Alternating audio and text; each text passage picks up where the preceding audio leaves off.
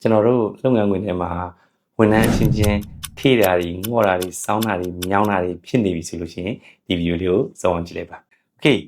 ကျွန်တော်တို့ပေါ့နော်ဒီလုပ်ငန်းဆိုတာကစီးပွားရေးတစ်ခုဆိုတာကကျွန်တော်တို့ကဒီလူတွေနဲ့ပဲအဓိကဖွဲ့စည်းထားတယ်သူတို့စနစ်တွေဘယ်လောက်ပဲရှိလူတွေကမပါမဖြစ်ပါကိုပါတယ်ပေါ့နော်အဲလူတွေပါလာတဲ့အများတယောက်နဲ့တယောက်အဆင်မပြေတာတွေတယောက်နဲ့တယောက်အဆိုင်ခဲတွေရှိပြီးတော့မှလုပ်ငန်းခွင်ထဲမှာအဆင်မပြေတဲ့ကိစ္စတွေရှိပါတယ်ဒါဒီလုပ်ငန်းတိုင်းမှာရှိပါတယ်အဲ့တော့အဲ့ဒါတွေဘာကြောင့်ဖြစ်လာတာလဲဘယ်လိုဖြေရှင်းမလဲဆိုတာကိုကျွန်တော်နားလည်ဖို့လိုပါတယ်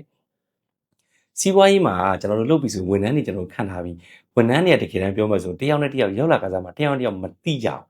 တယောက်နဲ့တယောက်မတိကြအောင်ဘာလို့လဲဆို तू ကမတိကြတဲ့အချိန်မှာတယောက်နဲ့ဆက်တွေ့ဆိုမှအရန်ချစ်ကြတယ်အရန်ခင်ကြတယ်ငါတို့စူးစမ်းကြမယ်နော်ဘာကြမယ်နော်ညာကြမယ်နော်ဒါပေမဲ့ဘာဖြစ်လာဆိုမတိခင်မှာကျွန်တော်စဉ်းစားကြည့်တော့မတိတဲ့လူတယောက်ကိုကျွန်တော်တို့ကမမုန်းဘူးမတိတဲ့လူတယောက်မမုန်းဘူးဒါပေမဲ့တိလာပြီးနောက်ပိုင်းမှာ तू နဲ့အဆင်မပြေဘူး तू ကဒါဖြစ်တယ်ဟိုကဖြစ်တယ်ဆိုကျွန်တော်တို့ဗာလဲ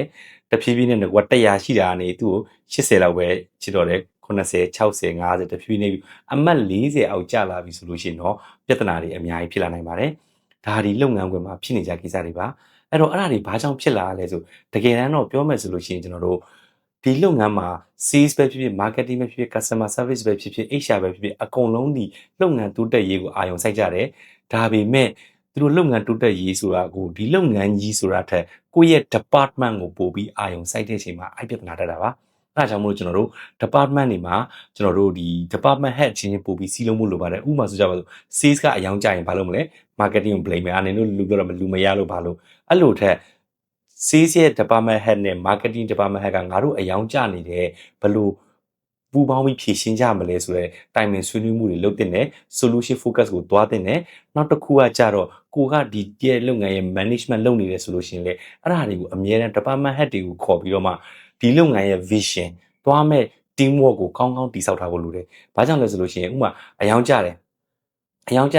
ပြီးတော့ဘာလို့မလဲ marketing ကဘာဖြစ်လို့ marketing ကလည်းဘာလို့ဆိုတော့ production က marketing ကလည်းဘာလို့အားလဲဆိုproduction က video ရိုက်တာနေလို့ဒီလိုပဲလာမယ်အဲ့လိုမျိုးလုပ်မဲ့အစား okay on the table သွားပြီး sales အယောင်ကြပြီဆိုတာနဲ့ဘာလို့စီစဉ်လဲဆိုရင် department head တွေအကုန်လာငါတို့ထိုင်ကြမယ် solution ထုတ်ကြမယ်ဆိုတော့အစပိုင်းမှာကိုကသူတို့ကို train ပေးဖို့လိုတယ်မ train ပေးဘဲနဲ့ဒီတိုင်းထားလိုက်မယ်ဆိုတော့တယောက်ကျွန်တော်တို့ခုနပြောသလိုပေါ့နော်ကိုယ့်ရဲ့ department မထိခိုက်ရေးကိုကာကွယ်ရင်း